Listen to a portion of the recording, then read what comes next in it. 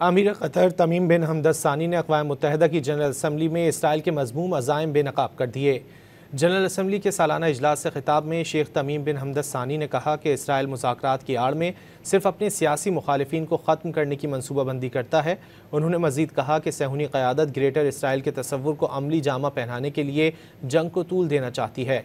Israel मुक़द्दस मकामात की मौजूदा हैसियत को तब्दील करने के इरादा रखता है। 9 सितंबर को दोहा में होने वाला इसराइली हमला न सिर्फ अमन अमल को सबोताज करने की कोशिश थी, बल्कि ये सियासी कत्ल व गारत पर मबनी सिफारतकारी का खुला सबूत है।